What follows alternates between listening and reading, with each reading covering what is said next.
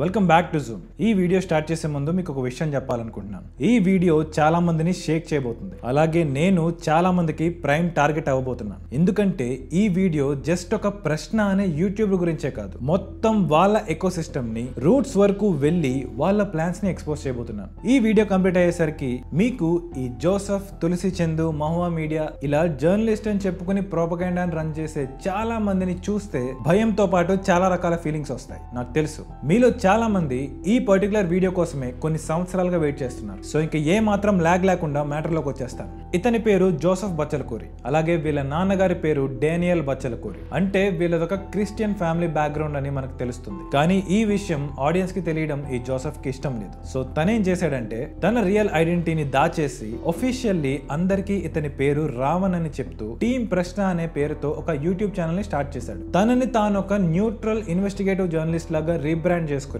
తన ఛానల్లో సనాతన ధర్మాన్ని సపోర్ట్ చేసే అందరినీ టార్గెట్ చేస్తూ వీడియోస్ చేయడం స్టార్ట్ చేశాడు. అతని ఛానల్ ని అబ్జర్వ్ చేస్తే 10లో 9 వీడియోలు సనాతన ధర్మాన్ని సపోర్ట్ చేసే వాళ్ళని ఇన్సల్ట్ చేస్తూనే ఉంటాయి. అండ్ మోస్ట్ ఇంపార్టెంట్లీ ఇతను సనాతన ధర్మాన్ని తిట్టడం తప్పితే వేరే కమ్యూనిటీస్ లో ఇష్యూస్ లైక్ చర్చ్ లో జరిగే దోపిడీల గురించి, కన్వర్షన్ మాఫియా గురించి, ఇస్లాం లో ఉన్న రాడికల్స్ చేసే క్రైమ్స్ గురించి కానీ ఎక్కడ కూడా మాట్లాడు. ఎందుకంటే ఇతనికి ఉన్న ఒకే ఒక్క టార్గెట్ సనాతన ధర్మం. ఇతను అక్కడితో ఆగకుండా లీగల్ గా 2023లో తన పేరుని జోసెఫ్ బచ్చలకూరి నుండి రావణ్ బచ్చలకూరిగా మార్పించుకున్నాడు. ఈ తెలంగాణ ఒఫీషియల్ గవర్నమెంట్ గెజెట్ దీనికి ప్రూఫ్. సో ఆ తర్వాత ఎప్పుడైతే జనాలకి ఇతని పేరు రావణ్ కాదు జోసెఫ్ అని తెలిసిపోయిందో, ఈ తెలంగాణ గెజెట్ అనే డాక్యుమెంట్ ఎప్పుడైతే బయటకు వచ్చిందో ఇతను వెంటనే దాన్ని కవర్ చేసేసుకోవడానికి జస్ట్ 5 months బ్యాకే ఒక కవర్ అప్ వీడియో చేశాడు. దానిలో ఏదో ఇప్పటిదాకా అసలు ఎవరికి తెలియని విషయం చెప్తున్నట్టు వాడు అసలు పేరు జోసెఫ్ అని, వాడితో ఒక క్రిస్టియన్ ఫ్యామిలీ బ్యాక్గ్రౌండ్ అని ఇలా జనాలు మళ్ళీ ఎదవలు చేయడం కోసం ఒక వీడియో చేశాడు. అలా ఇతను ఒక ప్లాన్ ప్రకారం రావణ్ బచ్చలకూరిగా ఆఫీషియల్ రికార్డ్స్ లో మార్పించుకుని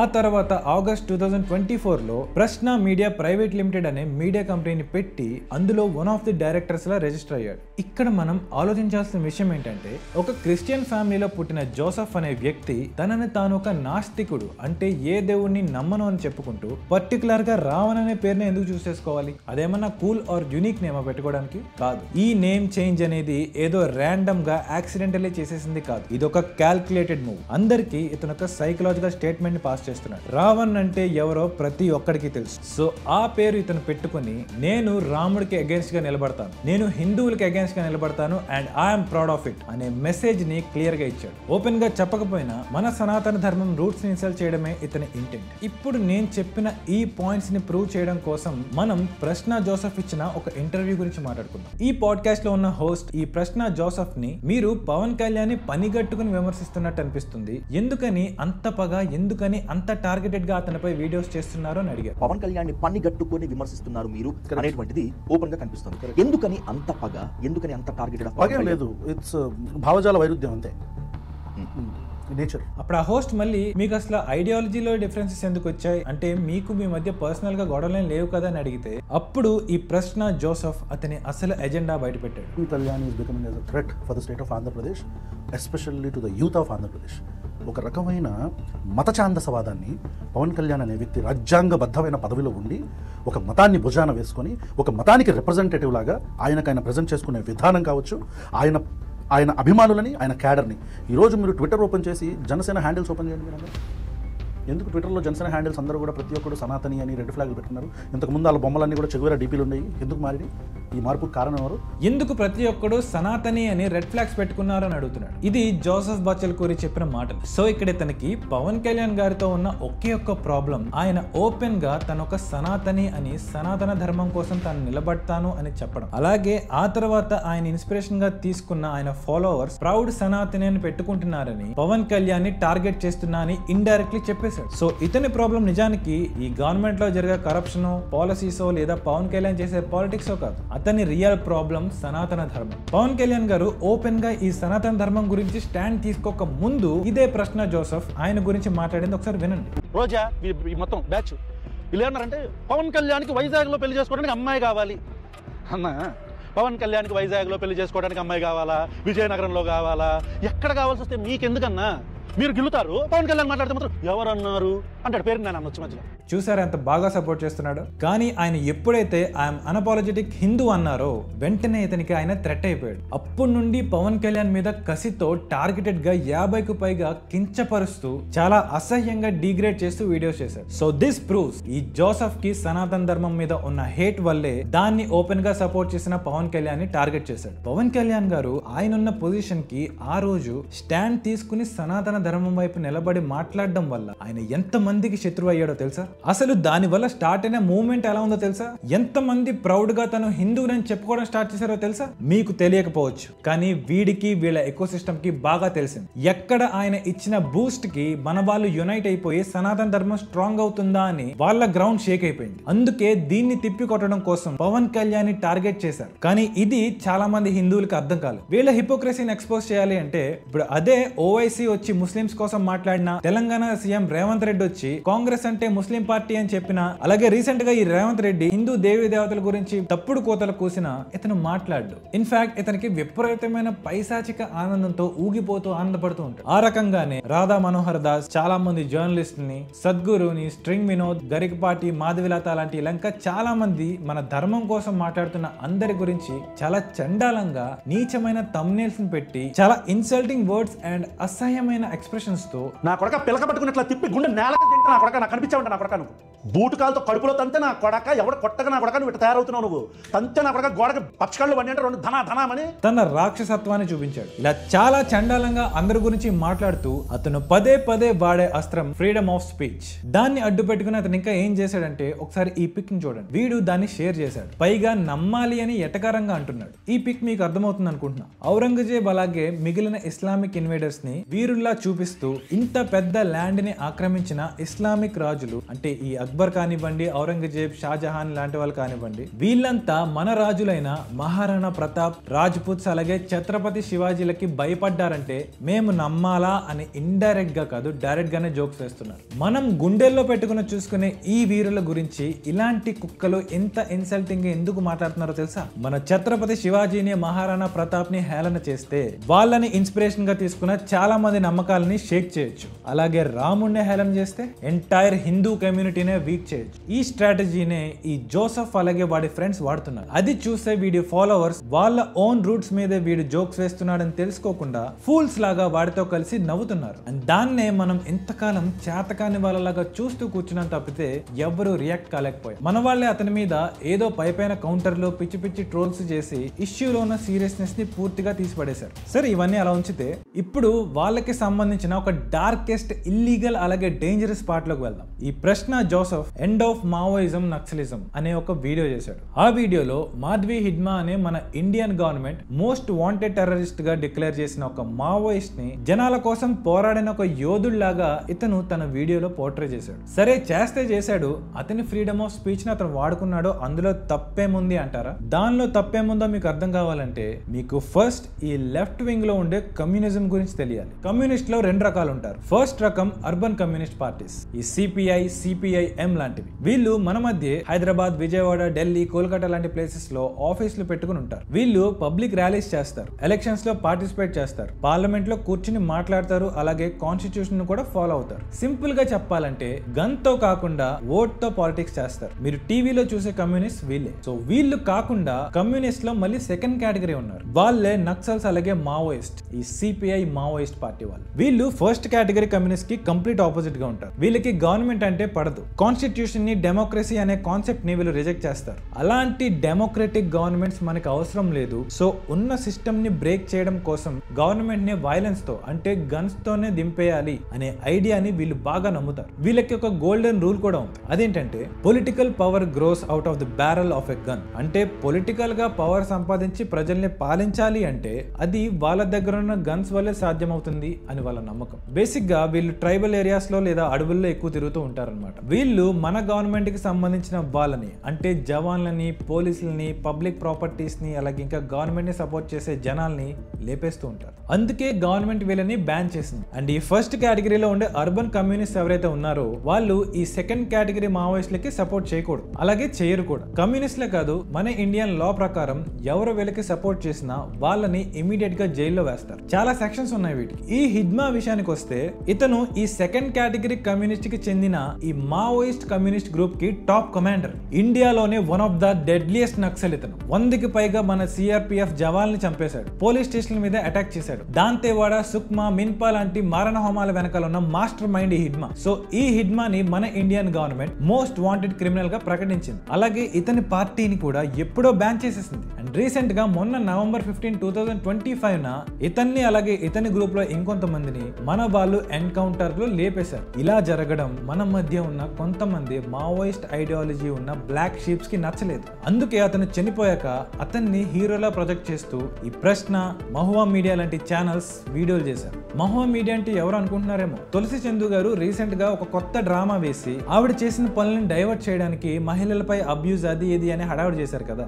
ఆ టైంలో ఆవిడతో పాటున్న ఈవిడ ఆ మహువా మీడియాలో రిప్రజెంటేటివ్. సో మీకు ఇప్పుడు అర్థమయ్యే ఉంటుంది వీళ్ళంతా లింక్ అయ్యి ఒకే నెట్వర్క్ లో ఎలా ఆపరేట్ చేస్తున్నారు అని. వీళ్ళు చేసే బ్రెయిన్ వాషింగ్ కి ఒక చిన్న ఎగ్జాంపుల్ చూపించాలంటే వీళ్ళు చేసిన వీడియో కింద కామెంట్స్ చూడండి. జోహార్ మాధవి హిడ్మా అంతం అనుకున్నారేమో ఆరంభం ఇది. ఇలా జోహార్ హిడ్మాని సింపథైజ్ చేస్తూ హిడ్మాని పొగుడుతూ కొన్ని వందల మంది ఇతను చెప్పిన విషయాలకి ఇన్ఫ్లుయెన్స్ అయిపోయి కామెంట్ చేశారు. ఈ రకంగా ఈ ప్రశ్న అలాగే మిగిలిన వాళ్ళంతా కూడా జనాలని గవర్నమెంట్ కి వ్యతిరేకంగా మారుస్తున్నారు. ఈవెన్ ఆ వీడియోలో కూడా తెలివిగా భగత్ సింగ్ లాంటి ఫ్రీడమ్ ఫైటర్ అని పెట్టుకుని ఆయన పేరుని తీసుకొచ్చి ఆయన లాంటి పోరాట వీరుడే ఈ హిడ్మా అన్నట్టు చెప్పి జనాలకి బ్రెయిన్ వాష్ చేస్తున్నారు. ఎవరైతే మన దేశ జవాన్లని, అమాయక ప్రజల్ని అతని ఎజెండా కోసం దారుణంగా చంపేశాడో అతన్ని వీళ్ళు ఇండైరెక్ట్ గా గ్లోరిఫై చేస్తూ ఆ సెకండ్ కేటగిరీ మావోయిస్ట్ కమ్యూనిజం ని సపోర్ట్ చేసి ఆ ఐడియాలజీని మన వాళ్ళకి మెయిన్ గా యూత్ కి ఇంజెక్ట్ చేస్తున్నారు. వీళ్ళంతా ఓపెన్ గా ఎంత చేస్తుంటే అటు గవర్నమెంట్ గానీ ఇటు ఇన్ఫ్లుయెన్సర్స్ గానీ చూసే జనాలు కానీ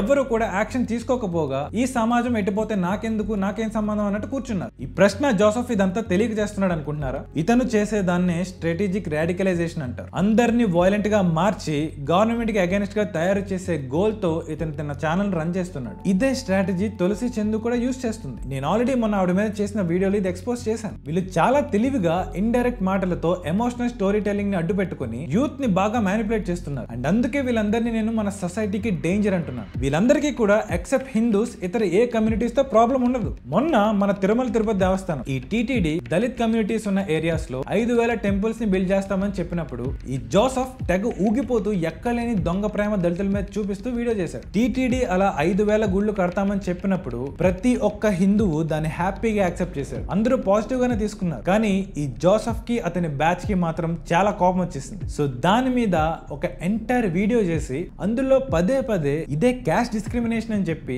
దళితుల్ని వేరే గుళ్ళలోకి రానివ్వకుండా ఉండడం కోసం కొత్త గుళ్ళని కట్టేస్తున్నారు, గవర్నమెంట్ మనతో గేమ్స్ ఆడుతుంది అని ఒక విచిత్రమైన చెత్త ప్రాపగాండాని క్రియేట్ చేశారు. కానీ అదే టీటీడీ దళిత యువకులకి పౌరోహిత్యం నేర్పించడానికి చాలా ప్రోగ్రామ్స్ చాలా ఇయర్స్ నుంచి కండక్ట్ చేస్తుందనే పాయింట్ ని మాత్రం వీళ్ళు తీసుకోరు. అది మంచి విషయం అని చెప్పరు. అదే దళిత్ లేదా SC ST ఏరియాస్ లో చర్చెస్ ని కట్టేస్తూ అందరినీ కన్వర్ట్ చేసినప్పుడు మాత్రం ఇతను ఫుల్ హ్యాపీగా ఉంటాడు. ఎలాంటి ప్రాబ్లం ఉండదు. ఇన్ఫాక్ట్ ఇతను చేసే పనులన్నీ కూడా ఆ కన్వర్షన్ మాఫియాకి బాగా హెల్ప్ అయ్యేలాగా ఉంటాయి. ఇతను అలాగే ఇలాంటి యాంటీ హిందూ ప్రాపగెండా రన్ చేసే బ్యాచ్ అంతా కూడా మన సనాతన ధర్మం మీదకి చూపించే ఒకే ఒక పాయింట్ క్యాస్ట్ సిస్టమ్. ఆ క్యాస్ట్ సిస్టమ్ వల్లే అందరూ కన్వర్ట్ అయిపోయి వెళ్ళిపోతున్నారనే కదా వీళ్ళు చెప్తున్నారు. దాన్ని ఇప్పుడు బ్రేక్ చేద్దాం. కొన్ని ఫ్యాక్ట్స్ మాట్లాడుకుందాం. తమిళనాడులో ఉన్న క్రిస్టియన్స్ లో 41% దళిత్ క్రిస్టియన్స్ ఉన్నారని మీకు తెలుసా? ఈ దళిత్ క్రిస్టియన్స్ మన ఆంధ్ర తెలంగాణలో కూడా ఉన్నారు. ఈ దళిత్ క్రిస్టియన్స్ ని వీళ్ళు ఎంత దారుణంగా ట్రీట్ చేస్తున్నారో తెలుసా? వీళ్ళకి వాళ్ళ చర్చెస్ లో ఈ బ్యాక్ సపోర్ట్ ఉండే బలలు ఉంటాయి కదా కూర్చోడానికి, వాటిని ప్యూస్ అంటారు. వాటి మీద వీళ్ళు కూర్చోడానికి లేదు. అలాగే వేరే చర్చ్ మెంబర్స్ వీళ్ళతో కలిసి కూర్చుని తినరు. ఈ దళిత్ క్రిస్టియన్స్ కి సెపరేట్ శ్మశాన వాటికలు ఉంటాయి, సెపరేట్ చర్చ్ ఎంట్రన్సెస్ ఉంటాయి, చర్చ్ లో సెపరేట్ సీట్స్ కూడా ఉంటాయి. కావాలంటే మీరు గూగుల్ చేయండి, separate church churches for Dalit Christians in Tamil Nadu, alage Dalit Christians attacked for sitting in front rows in churches and కొట్టండి. లెక్కలేనని ఆర్టికల్స్ వస్తాయి. ఎప్పుడైనా మీరు చర్చెస్ లో దళిత్ బిషప్ ని చూసారా? Almost never. ఎందుకంటే చర్చెస్ లో లీడర్షిప్స్ కూడా ఈ upper caste Christians they domination. ఇంకా ఈ క్రిస్టియన్ డెనామినేషన్స్ విషయానికి వస్తే కొన్ని వేల డెనామినేషన్స్ ఉన్నాయి. క్యాస్ట్ నుండి కాపాడేస్తామని పిచ్చి హిందువులకు అబద్ధాలు చెప్పి మళ్ళీ అదే డిస్క్రిమినేషన్ ని ఒక కొత్త సిస్టమ్ లో కూర్చోబెట్టి చూపిస్తూ వీళ్ళతో వ్యాపారం చేస్తున్నారు. All in the name of God. ఇంకా ఇస్లాం విషయానికి వస్తే దీనిలో కూడా క్యాస్ట్ డివిజన్స్ ఉన్నాయి. ఇందులో అప్పర్ క్యాస్ట్ అంటే ప్యూర్ బ్లడ్స్ అన్నమాట. వీళ్ళెవరంటే సయ్యద్స్, పఠాన్స్, ముగల్స్, షేక్స్ వీళ్ళంతా ఇందులోకి వస్తారు. వీళ్ళందరూ వీళ్ళని నోబుల్స్ గా పిలుచుకుంటారు. తర్వాత ఇప్పుడు ఈ ముస్లిమ్స్ లో లోవర్ క్యాస్ట్ విషయానికి వస్తే క్యురేషి, అన్సారీ, మనిహర్, దోబీ ముస్లిమ్స్ ఇంకా చాలా ఉన్నారు. వీళ్ళంతా కూడా బ్యాక్వర్డ్ ముస్లిమ్స్ గా కన్సిడర్ చేయబడతారు. అండ్ వీళ్ళందరిలో బాగా తొక్కబడిన కమ్యూనిటీ అర్జల్ ముస్లిమ్స్, మన భాషలో దళిత్ ముస్లిమ్స్ అన్నమాట. వీళ్ళు సేమ్ ఈ లోవర్ క్యాస్ట్ పాష్మాండా ముస్లిమ్స్ ని అష్రఫ్ మాస్క్ లోకి అలో చేయరు. అలాగే అప్పర్ ముస్లిం ఫ్యామిలీస్ లో ఆడవాళ్ళని ఈ లోవర్ క్యాస్ట్ ముస్లిమ్స్ వాళ్ళకి ఎవరు. ఈవెన్ ఓవైసీ కూడా ఇస్లాం లో క్యాస్ట్లు ఉన్నాయని ఒప్పుకున్నాడు. అందుకే కదా ఈ ఏఐఎంఐఎం పార్టీ వాళ్ళు పాష్మాండా అనే పదాన్ని ఎక్కువగా యూజ్ చేస్తారు. ఇస్లాం లో ఈ కుల వివక్ష లేకపోయి ఉంటే ఎందుకని పాష్మాండా ముస్లిమ్స్ కోసం నేషనల్ లెవెల్లో ఈ డిస్క్రిమినేషన్ ని తీసేయాలని మూవ్మెంట్ స్టార్ట్ చేస్తారు? ఇలా కులం అనే జనాలను డిఫరెన్షియేట్ చేసే ఐడియాలజీస్ ప్రతి చోట ఉన్నాయి. అవి లేని ఏకైక ధర్మం ఏమైనా ఉందంటే అది మన ధర్మం. అందుకే ఈ బ్రిటిషర్స్ మన దాకా వచ్చి మన వర్ణ సిస్టమ్ ని క్యాస్ట్ సిస్టమ్ గా మార్చేశారు. వచ్చే ప్రతిదీ కూడా బై బర్త్ వచ్చేలా చేసి మొత్తం నెరేటివ్ ని తిప్పికొట్టారు. ఇప్పుడు నేను చెప్పిన ఏ విషయాల గురించి కూడా ఈ లెఫ్ట్ బ్యాచ్ మీకు చెప్పరు. ఎందుకంటే వాళ్ళ జాబ్ మీకు నిజాలు చెప్పడం కాదు, మిమ్మల్ని మ్యానిపులేట్ చేసి వాడుకోవడం. వాళ్ళు కావాలనే మనల్ని మాత్రమే క్యాస్ట్ క్యాస్ట్ అని ఎక్కిరించి హిందువులందరినీ క్యాస్ట్ విషయంలో సిగ్గుపడేలా చేస్తున్నారు. క్యాస్ట్ అనే దాన్ని వీళ్ళు ఒక వెపన్ లా చేసుకుని హిందువుల్లోకి ఒక గిల్ట్ ఫీలింగ్ ని తీసుకొస్తున్నారు. నేను హిందువుని అని ప్రౌడ్ గా చెప్పుకోవడానికి కూడా ఒక్క నిమిషం ఆలోచించేలా చేస్తున్నారు. ఈ రకంగా చాలా మంది హిందువుల బ్రెయిన్ వాష్ చేసి అందరినీ కన్ఫ్యూజన్ లో పడేసి మనల్ని మనమే హేట్ చేసుకునే పరిస్థితికి వీళ్ళు తీసుకొచ్చారు. సో నెక్స్ట్ టైం ఈ బ్యాచ్ ఇంకొకసారి క్యాస్ట్ అనే దాంతో మనల్ని షేమ్ చేయాలని చూస్తే వాడిని చెప్పు తీసుకొని కొట్టి మరీ చెప్పండి. ముందు క్రిస్టియానిటీ అలాగే ఇస్లాం లో జరిగే వాటి గురించి మాట్లాడి అప్పుడు మా దగ్గరికి రండి అని. క్యాస్ట్ అనేది ఒక సోషల్ ప్రాబ్లం కానీ హిందూ ప్రాబ్లం కాదు. ఇవన్నీ జనాలకి అర్థమైన రోజున ఈ ప్రశ్న లాంటి ఛానల్స్ ఇమ్మీడియట్ గా కొలాప్స్ అయిపోతాయి. సో ఇంక ఈ ప్రశ్న జోసెఫ్ విషయానికి వస్తే ఇతను ఒక ఫస్ట్ కేటగిరీ అర్బన్ కమ్యూనిస్ట్ లా కనబడుతూ సెకండ్ కేటగిరీ మావోయిస్ట్ ఐడియాలజీని ప్రమోట్ చేస్తూ ఉన్నాడు. అందుకే హిడ్మాని గ్లోరిఫై చేశాడు. పోలీసులని, గవర్నమెంట్ ని, మన ఇండియన్ ఆర్మీని ఇన్సల్ట్ చేస్తూ వీడియోస్ చేశాడు. వైలెన్స్ ని ఈ బ్యాచ్ ఎంకరేజ్ చేస్తూ యూత్ మైండ్స్ ని స్పాయిల్ చేస్తున్నారు. సో ఇంక వీళ్ళ ప్లాన్ ఏంటి, దీన్ని ఎలా ఎగ్జిక్యూట్ చేస్తున్నారో మీకు అర్థమైంది అనుకుంటున్నాను. చూస్తున్న ఆడియన్స్ మీకు ఒక విషయం చెప్పాలి. జోసెఫ్ అలాగే ఈ ఎంటైర్ ఎకో సిస్టమ్ లో ఉన్న వాళ్ళంతా కూడా ఒకదాని మీదే సర్వైవ్ అవుతున్నారు. అదే మీ సైలెన్స్. మీరు ఎప్పుడైతే సైలెంట్ గా ఉండడం మానుకుంటారో వీళ్ళందరి పవర్ ఇమ్మీడియట్ గా కొలాప్స్ అయిపోతుంది. ఏళ్ల తరబడి వాళ్ళు వాళ్ళ మతాన్ని ప్రౌడ్ గా ప్రాపగేట్ చేసుకుంటూ మనల్ని సెక్యులర్ గా ఉండమని ఫోర్స్ చేశారు. మన దేవీ దేవతల గురించి చండాలంగా మాట్లాడుతూ మనం సిగ్గుపడేలా చేస్తూ మన పూర్వీకుల్ని దారుణంగా హింసించి చంపిన ముగల్స్ ని, బ్రిటిషర్స్ ని గ్లోరిఫై చేస్తూ వచ్చారు. మన ఫెస్టివల్స్ ని హేళన చేశారు. మన సాంప్రదాయాలను చూసి నవ్వారు. మన ధర్మం కోసం పోరాడిన వీరుల్ని అవమానించారు. అండ్ మోస్ట్ ఇంపార్టెంట్లీ మన ధర్మాన్ని మనం డిఫెండ్ చేసుకోవడం ఓల్డ్ ఫ్యాషన్ అన్నట్టు క్రియేట్ చేశారు. బట్ వాటన్నిటిని మనం ఈ రోజు ఎండ్ చేద్దాం. జోసెఫ్, రావణ్ నేను ఎలా పిలుచుకుంటావో నీ ఇష్టం. మనల్ని బీగాడు ఎవడొస్తాడా అని ఎదురు చూస్తూ ఉన్నావు కదా, నేను వచ్చాను. నా దగ్గర ఫిల్టర్స్ ఉండవు. మీరన్నా మీ సిస్టమ్ అన్నా నాకు భయం లేదు. నన్ను ఎవడో కొనలేడు, అలాగే కదిలించలేడు. Because I'm unapologetic Sanatani and I'm a proud Hindu.